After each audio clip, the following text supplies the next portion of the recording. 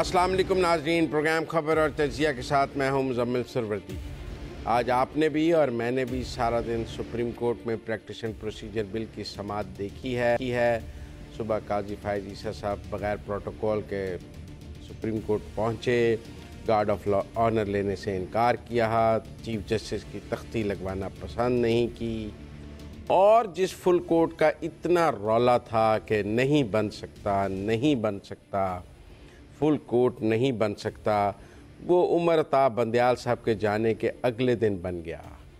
जब कहा जा रहा था कि सुप्रीम कोर्ट के जजेस इकट्ठे बैठने के लिए तैयार नहीं हैं, वो यहाँ एक दूसरे की शक्ल देखने के लिए तैयार नहीं हैं, वो सारे जजेस आज हमने सारा दिन एक कोर्ट रूम में बैठे एक दूसरे से इख्तलाफ करते भी देखे हैं, अपना अपना नुक्ता नज़र भी बयान कर रहे थे और मुकदमा भी सुन रहे थे। ये सब कुछ 2 दिन पहले मुमकिन नहीं था, लेकिन आज मुमकिन नज़र आया और पूरी कौम ने उसको देखा भी है। क्या क़यादत बदल जाने से पूरा मिजाज बदल जाता है इदारे का, रवायात बदल जाती हैं, माहौल बदल जाता है, या पहले वाले ये सब कुछ करना नहीं चाहते थे, उनके लिए भी करना कोई ज़्यादा मुमकिन नहीं था। बहरहाल इस सब पर आज बात करेंगे। मेरे साथ मौजूद हैं आमिर अहमद ख़ान साहब और अंबर शमसी। मैं आमिर साहब की तरफ जाऊंगा, हम हमेशा अंबर की तरफ आखिर में जाते हैं, हम ये रवायत भी बरकरार रखेंगे, हम नहीं तोड़ेंगे ये रवायत। और आज खसूसी ये भी है कि सब ने अपनी बात 2-2 मिनट में मुकम्मल करनी है, प्रोड्यूसर का हुक्म है, लंबी बात नहीं करनी। तो आमिर साहब आपके 2 मिनट होते हैं शुरू। मुज़म्मिल साहब, मेरा ख्याल है आज आपको रिवायत तोड़ देनी चाहिए थी, क्योंकि एक बहुत ही पाकिस्तान के अहम इदारे के नए सरबराह ने इस रिवायत को तोड़ा है। मैं समझता हूँ कि ये बहुत लिहाज से एक बड़ा डेफिनेटिव एक्सप्रेशन है उनके इरादे का और उनकी नीयत का, कि जो एक हम ख्याली छाई हुई थी पाकिस्तान की सबसे बड़ी अदालत के ऊपर, आज उस हम ख्याली को हमने टूटते देखा है, और एक ऐसे अंदाज में हमने टूटते देखा है जिसमें सिर्फ अदालत में मौजूद रिपोर्टर्स को या वहाँ पर मौजूद वकला को ही नहीं नज़र आया, बल्कि सारी कौम ने उसको बराह रास्त देखा है। तो ऐसा पाकिस्तान में नहीं हुआ कि एक नए चीफ जस्टिस ने आते ही पहले दिन अदालत के अंदर एक नई तारीख रकम कर दी हो। तो पहला तो ये उनके नाम पर हुआ। लेकिन 2 चीज़ें जिनका मैं जल्दी ज़रूर जिक्र करना चाहूँगा जो हमें नज़र आई, कि ये 15 रुकनी फुल कोर्ट बनाने के अंदर उन्होंने ये वाज़े कर दिया है कि उनको इससे गर्ज नहीं है कि ये इवेंचुअल फ़ैसला इस प्रैक्टिसेस एंड प्रोसीजर्स बिल का जो है वो क्या होता है, लेकिन जो भी फ़ैसला हो वो कम अज़ कम शफाफ ज़रूर होगा और वो सबको नज़र ज़रूर आना चाहिए। दूसरा, हमने सारा दिन उनको बार बार ये कहते देखा कि देखिए मामले को उलझाएं नहीं, इसको सुलझाने की कोशिश करें। अगर हम इसी मामले पर पड़े रहे तो हम तो 1 महीना ये केस सुन सकते हैं, लेकिन हर रोज़ इसमें 100-150 केसेस जो है वो पेंडिंग होते जाएंगे और पहले ही 57,000 हैं वो बढ़ते जाएंगे। तो हमने उसका भी ख्याल रखना है, क्योंकि हम टैक्स पेयर के पैसों से तनख्वाह लेते हैं। तो मेरे ख्याल है ये दोनों चीज़ें जो हैं उसके अंदर हमें उनका इरादा और उनकी नीयत दोनों नज़र आते हैं, और उसका इजहार मेरी राय में बड़े दबंग अंदाज से किया उन्होंने आज। अंबर, आपको क्या नज़र आता है? वो कहते हैं कि काजी ईसा से बड़े लोगों ने, उनके साथी जजेस ने इख्तलाफ कर दिया, पहले ही दिन साथी जजेस ने चीफ जस्टिस से खुली अदालत में इख्तलाफ किया है। आप ऐसे देखती हैं? मैं कुछ सोशल मीडिया पर ये राय भी देख रहा था कि फ़लाँ जज साहब ने जस्टिस काजी ईसा के मौक़िफ़ को रद्द कर दिया, फ़लाँ ने कर दिया। आप कैसे देखती हैं? देखिए, मैं दूसरी नज़र से देख रही हूँ। सबसे पहले तो मैं कहना चाहूँगी कि वैसे अगर काजी फायज़ ईसा प्रोटोकॉल को नहीं उनको चाहिए था, मुझे भी प्रोटोकॉल नहीं चाहिए। चले हाँ, उन्होंने रिवायत नहीं कायम कर ली, मैं भी कायम कर लेती हूँ। लेकिन जो इख्तिलाफ़ की बात है, देखिए इख्तिलाफ़ हुस्न होता है जमहूरियत का, और वो इख्तिलाफ़ आपको सियासी जमातों के अंदर भी नज़र आता है, आपको पार्लियामान में नज़र आता है, आपको सुप्रीम कोर्ट में नज़र आता है। डिसेंटिंग नोट क्या होता है? वो इख्तलाफ होता है। ज़रूरी नहीं है कि तमाम जजेस एक ही जहन के हों, एक ही आर्ग्यूमेंट दें। तो ये अच्छी बात है, और मैं ख्याल में कि काजी फायज ईसा ने क्या किया है? इख्तलाफात मौजूद थे, इससे पहले जो सरबराह थे वो उन इख्तलाफात को ख़त्म नहीं, उन इख्तलाफात को उन्होंने बढ़ाया, बल्कि क्योंकि वो अपनी फ़ैसला साज़ी, अपने इंतज़ामी मामलात में एक वो उन्होंने पर्दा डाला हुआ था। तो जो काजी फायज ईसा ने क्या किया है, चीफ जस्टिस ने आते ही पर्दा उन्होंने उठा दिया है, इख्तलाफात जो हैं वो सामने रख दिए हैं। और आज के दिन जो सारे जो समाअत और प्रोसीडिंग्स हुई, जजेस के दरमियान आपको इख्तलाफ नज़र आया, आपको 3 जजेस ज़्यादा वाज़े तौर पर प्रैक्टिस एंड प्रोसीजर्स बिल के ख़िलाफ़ जो रिमार्क्स, जो सवालात थे, उनका झुकाव एक तरफ नज़र आ रहा था, 3 जजेस का किसी और तरफ नज़र आ रहा था। कुछ खामोश थे, कुछ सवाल कर रहे थे, नोट टेकिंग हो रही थी, और ये जो मुकालमा चल रहा था, इससे यही ज़ाहिर हो रहा था कि यही जमहूरियत का हुस्न है। आइन के बहुत अहम मामले पर, सुप्रीम कोर्ट के इख्तियारात पर, पार्लियामान के इख्तियारात पर, पब्लिक इंटरेस्ट की बात हो, इंसाफ के हवाले से बात हो, तो ये सब मामलात खुल के डिस्कस हो रहे थे और हर किसी की राय अलग थी, हर किसी की दलील अलग थी, और इसमें कोई हर्ज नहीं है। इससे शफाफियत भी ज़ाहिर है, उसमें इजाफा भी होता है। ये नज़र आता है कि जो भी फैसला लिया जा रहा है वो किस सिमत जा रहा है, कौन क्या कर रहा है, वकील कौन है, तो ये तो बहुत अच्छी बात है। दूसरी तरफ मेरे ख्याल में एक और अहम नुक्ता है इंतज़ाम इस मामले के हवाले से, जो फैसला किया गया था लाइव ट्रांसमिशन का, ये भी फुल कोर्ट ने किया था और ये बेंच ने इकट्ठा मिलकर किया था। इसका मतलब है कि इन इख्तलाफात के बावजूद इत्तफाक भी हो सकता है अहम मामलात पर, और मेरे ख्याल में कि आज की प्रोसीडिंग्स जो भी इसका नतीजा निकलता है वो अलग है। ये मैं कहूँगी कि सबसे अहम मुझे जो इसमें नुक्ता नज़र आया था। देखें, हम इसी टॉपिक पे भी और बात करना चाहता हूँ मैं आप लोगों के साथ। एक तो तनकीद आई आज आमिर साहब बहुत ज़्यादा कि जी अंग्रेज़ी में है और हमारे यहाँ लिटरेसी रेट भी इतना कम है, अदालत की कार्रवाई अंग्रेज़ी में है, कितने लोगों को समझ आ रही है, ये दलाइल उर्दू में नहीं दिए जा सकते थे। और देखा बहुत क्रिटिसिज्म था। फिर काजी फायज ईसा ने कुछ उर्दू भी यूज़ की और जजेस ने भी यूज़ की उर्दू, लेकिन एक ये था कि जी जो ज़ुबान है जो दलाइल की अगर आम आदमी को समझनी है तो उर्दू में होने चाहिए थे। बहरहाल हमारी जस्टिस जवाद ख्वाजा ने एक ऑर्डर भी उर्दू के लिए दिया था जब वो सुप्रीम कोर्ट के चीफ जस्टिस थे, लेकिन हमारी जुडिशल लैंग्वेज अभी भी अंग्रेज़ी है और अंग्रेज़ी में ही फैसले होते हैं। इस पर आपकी राय चाहूँगा।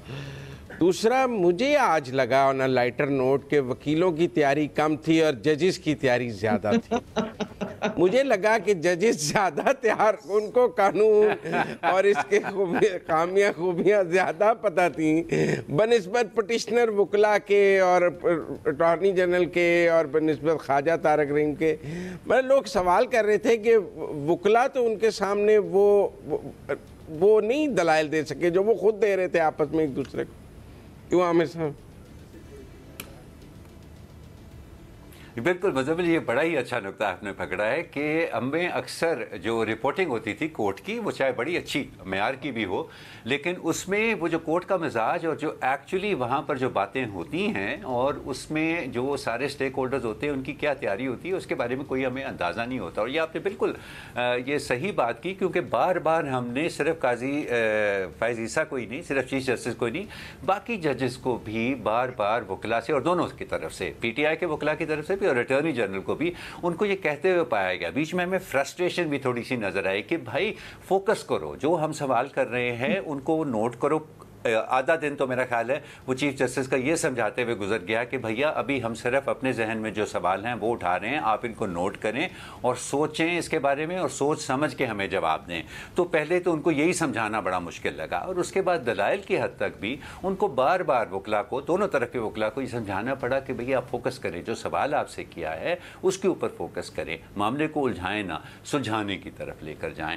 तो ये आई थिंक जितना ये शफाफियत के साथ हमें अदालत के अंदर की कार्रवाई का पता चल जाएगा, उसके अंदर उनकी काबिलियत का भी, उनके ख्यालात के अलावा हमें जो ये बहुत ही एक अहम इदारा है इसके अंदर काम करने वाले लोगों की काबिलियत के बारे में भी हमें काफ़ी कुछ नज़र आएगा। रही बात मुज़म्मिल ज़बान की, तो पहले दिन तो कोई चीज़ भी परफेक्ट नहीं होती है। बिल्कुल हमारी अदालती ज़बान जो है वो अंग्रेज़ी है, लेकिन आई थिंक यही जो तरीक़ाकार अब अपनाया गया है कि अहम केसेस कम अज़ कम जो हैं वो लाइव उनको ब्रॉडकास्ट किया जाए और اور کیونکہ ان کا مقصد شفافیت پیدا کرنے کے لیے، سو میرا خیال ہے کہ وقت کے ساتھ ساتھ یہ بھی ایوالو کر کے تو زیادہ تر دلائل اور زیادہ تر بحث جو ہے وہ آپ کو انگریزی سے، آپ انگریزی کو ہٹا تو بالکل نہیں سکتے، لیکن وہ انگریزی سے آپ کو اردو کی طرف وقت کے ساتھ ساتھ جاتے ہوئے نظر آئے گی، اگر یہ روایت جو اس کی بنیاد انہوں نے آج ڈالی ہے اگر وہ اس کو قائم رکھنے میں کامیاب رہے تو۔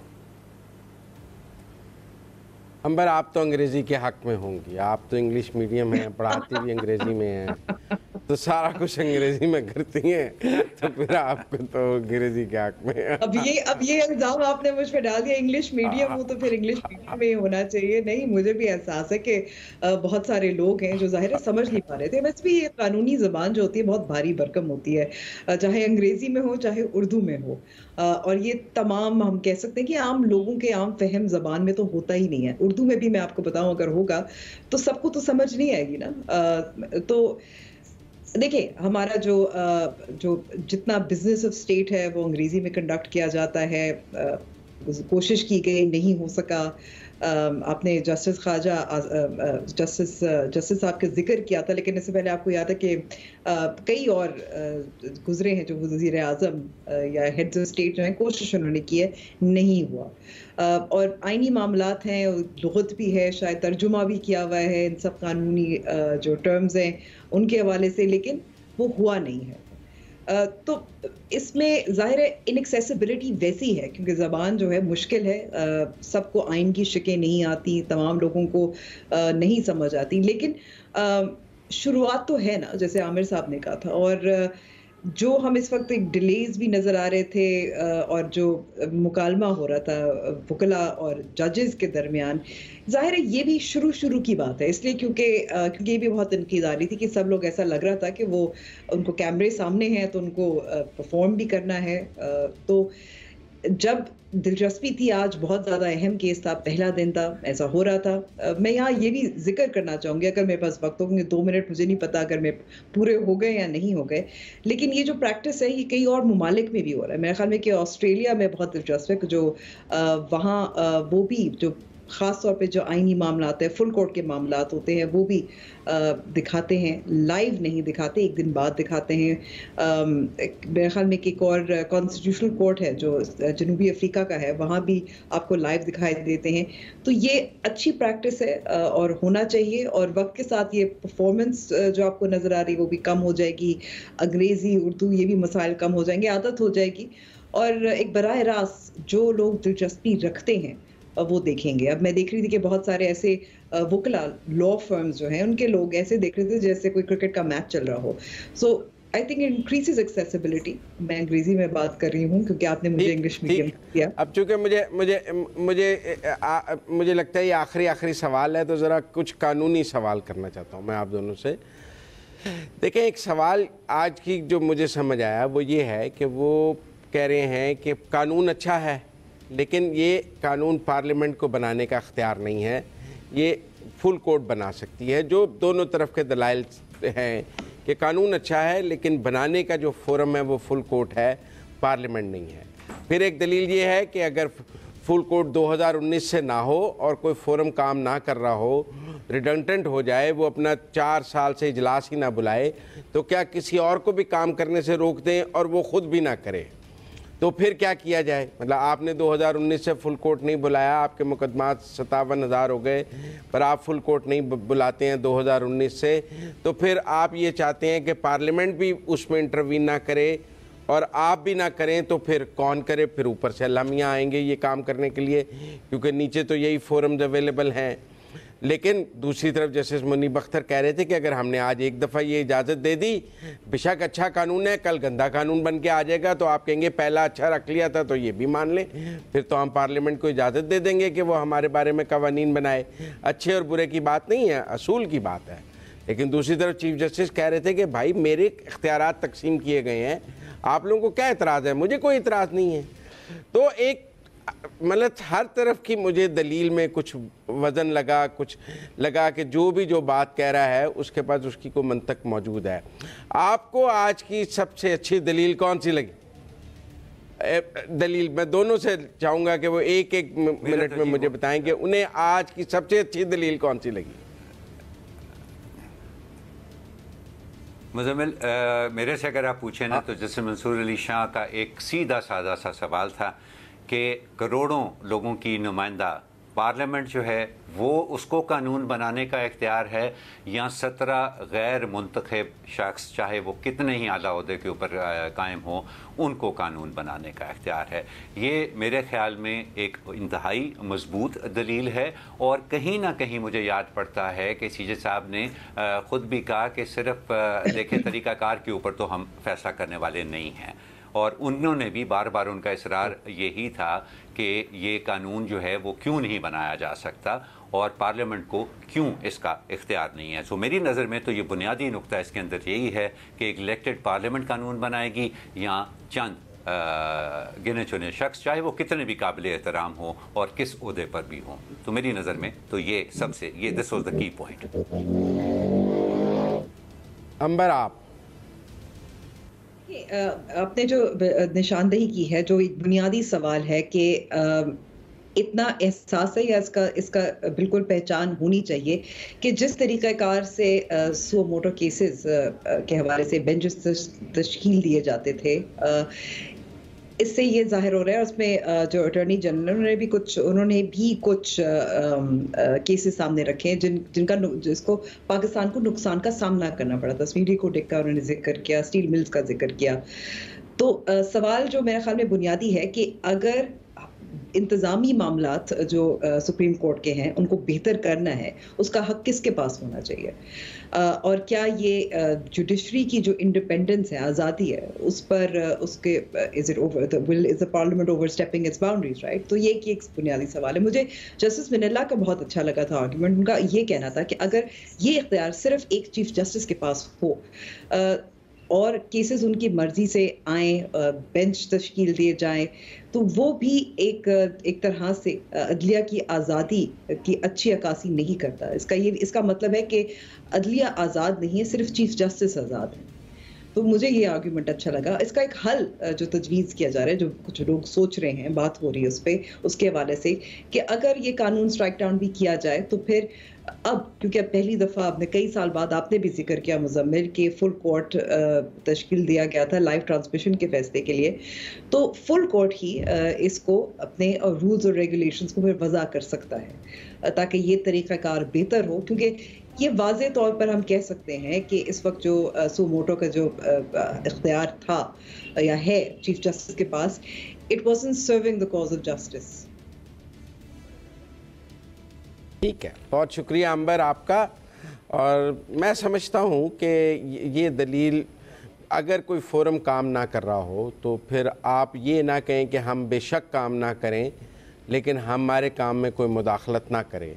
आप 2019 से इजलास ना करें और किसी और को भी काम ना करने दें, और आप चाहे 2030 तक इजलास ना करते अगर पार्लियामेंट इंटरवीन ना करती, तो मुझे इस दलील में वज़न नहीं लगा है। मेरे ख़्याल में जब आप अपना काम नहीं कर रहे होंगे तो ये मुल्क तो चलना है, किसी को तो वो काम करना था।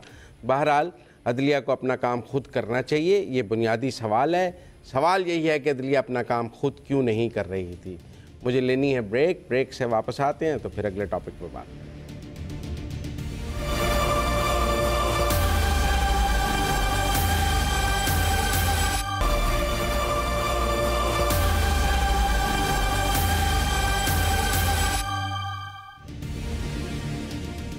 वेलकम बैक नाजरीन, प्रोग्राम ख़बर और तज्ज़िये में एक बार फिर खुश आमदीद। पाकिस्तान में अदालती ज़िंदगी की में एक नई सुबह का आगाज़ हुआ, लेकिन काफ़ी अरसे से शकूक व शबाहत के साए में दबी हुई एक नीम तारीकी के आलम में जो इंतखाबी तारीख का मामला है, उसको भी एक नई सुबह का इंतज़ार है। हाल ही में एक अमरीकी ओहदेदार ने इस मामले के ऊपर एक बयान दिया, और उसके बयान का जिक्र आज हम इसलिए कर रहे हैं कि उनका ओहदा काफ़ी इंपॉर्टेंट है। गो कि बड़ा लंबा ओहदा, इतना लंबा कि मुझे लिखना पड़ा, मुझे याद नहीं रहा, और वो ओहदा है principal deputy assistant secretary for south and central Asia, दुनिया का एक ऐसा खत्ता जिसमें पाकिस्तान भी शामिल है।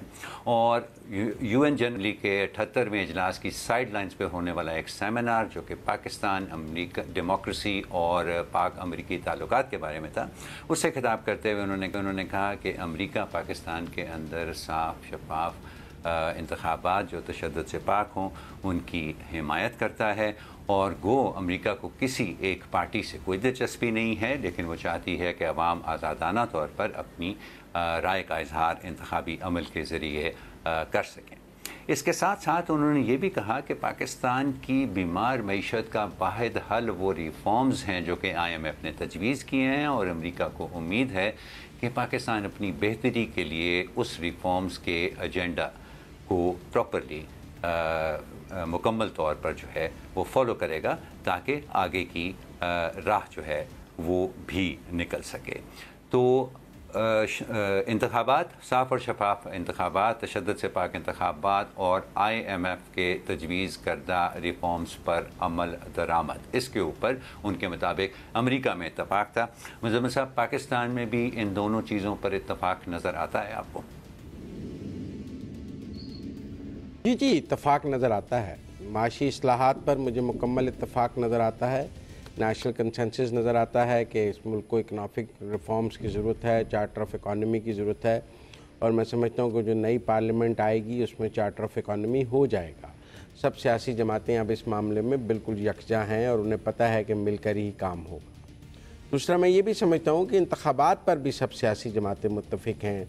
یہ ضرور ہے کہ کچھ کا موقف ہے کہ حلقہ بندیوں کے بعد ہونے چاہیے، کچھ کا موقف ہے حلقہ بندیوں سے پہلے ہونے چاہیے، لیکن مجھے پاکستان کی کوئی ایک سیاسی جماعت بھی ایسی نظر نہیں آتی جو یہ کہہ رہی ہو کہ ملک میں انتخابات نہیں ہونے چاہیے، اور کوئی 2-3 سال کا آپ سیٹ اپ بنا دیں اور ہمیں انتخابات نہیں چاہیے۔ تو ایسی تو کوئی سیاسی جماعت مجھے نظر نہیں آتی ہے۔ شفاف انتخابات، لیول پلینگ فیلڈ، یہ سب وہ رسمی باتیں ہیں جو ہر سیاسی جماعت سے ہم سنتے ہیں۔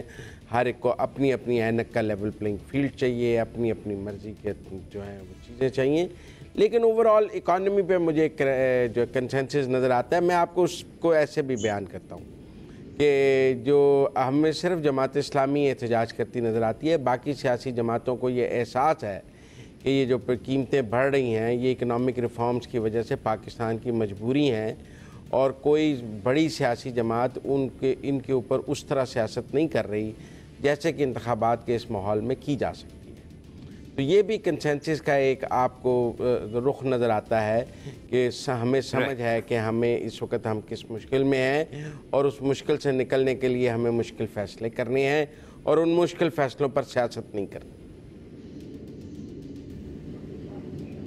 میں آپ سے ایک اور بات پوچھنا چاہوں گا مزمل، بٹ ویری کوئکلی، چھوٹا سا اس کا جواب۔ آپ نے کہا کہ معاشی ریفارمز کے اوپر آپ کو اتفاق نظر آتا ہے، IMF کے تجویز کردہ ریفارمز کے اوپر اتفاق کی بات کر رہے ہیں آپ؟ Very quickly.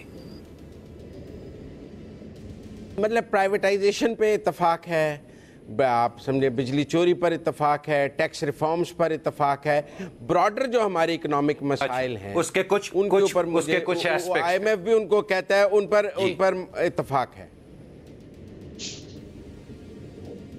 ٹھیک ہے، اوکے۔ امبر، انتخابات وہ بھی بہت ضروری ہیں پاکستان کے اندر اسٹیبلٹی کے لیے، استحکام کے لیے، اور معاشی ریفارمز بھی بہت ضروری ہیں۔ یہ بظاہر کنفلکٹنگ چیزیں نہیں ہیں ان سیاسی جماعتوں کے لیے جن کو یہ انتخاب لڑنا ہے، اور جن کو اپنی مہم اس طرح سے بنانی ہے اور اس طرح سے ڈیزائن کرنی ہے کہ وہ اس ریفارمز کے ایجنڈے سے بھی سگی نظر آئیں، اور وہ عوام کو قائل بھی کر سکیں کہ ان کے پاس حل ہے ان مشکلات کا۔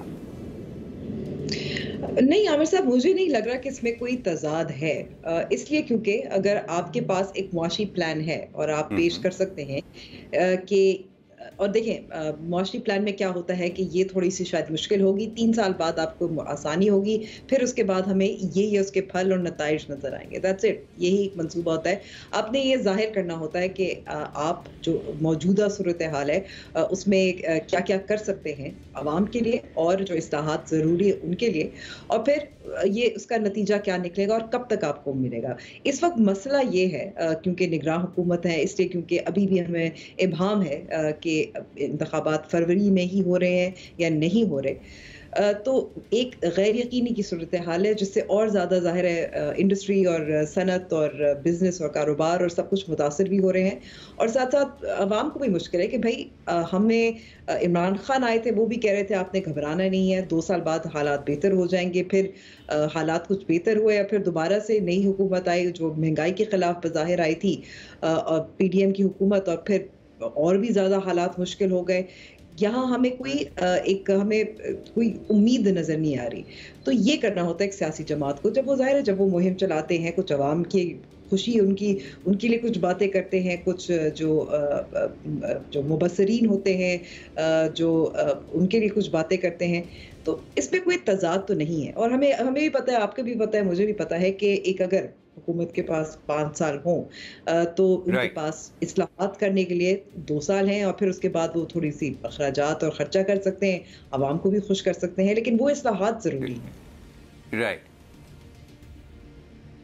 اوکے امبر، جو مجھے آپ کی بات سمجھ میں آئی ہے وہ یہ ہے کہ اصلاحات بھی ضروری ہیں اور انتخابات نے تو ہونا ہی ہونا ہے، اس کے علاوہ تو کوئی چارہ نہیں ہے، لیکن فرق شاید صرف یہ ہے کہ اس دفعہ سیاسی جماعتوں کو سچ بولنا پڑے، جو کہ ابھی تک ہمیں اپنی سیاسی جماعتوں سے نظر نہیں آتا۔ وہ کہتے ہیں کہ جی فلاں آ جائے گا تو پاکستان کو اس دلدل سے نکال لے گا، پھر ہم دوسری سیاسی جماعت کا بیان سنتے ہیں کہ فلاں جب وزیر اعظم بنے گا تو وہ ان سارے مسائل کو جو ہے وہ حل کر دے گا۔ میرا نہیں خیال کہ ابھی بھی کسی سیاسی جماعت میں اتنی جرأت ہے کہ وہ کھل کے عوام کو بتائے کہ دیکھیں ہم آئیں گے اور ہم آپ سے وعدہ کرتے ہیں کہ ہم ایسے کام ضرور کریں گے کہ فوری طور پہ نہیں تو 3 یا 4 یا اب میرے 5 سال کے ہمارے 5 سال کے ٹینیور کے دوران یہ صورتحال آپ کے لیے کچھ بہتر ہو سکے۔ اگر سیاسی جماعتوں نے یہ سچ بولنے کی ہمت کر لی تو پھر کافی دھواں کیمپین ہم نے ایک انتخابی مہم ہمیں اپنے سامنے نظر آ رہی ہے۔ پروگرام میں آگے چل کر ایک اور موضوع پر بات کریں گے،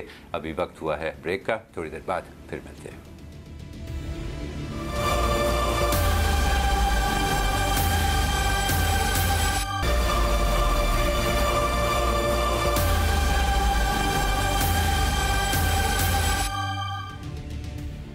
خبر اور تجزیہ میں ایک بار پھر خوش آمدید، اور شروع ہم نے کیا تھا اسلام آباد سے، پھر ہم نیو یارک گئے تھے، اور اب ہم لندن کی کچھ بات کریں گے، کیونکہ وہاں سابق اپوزیشن لیڈر راجہ ریاض نے اعلان کیا کہ وہ پاکستان مسلم لیگ نواز میں شامل ہو رہے ہیں۔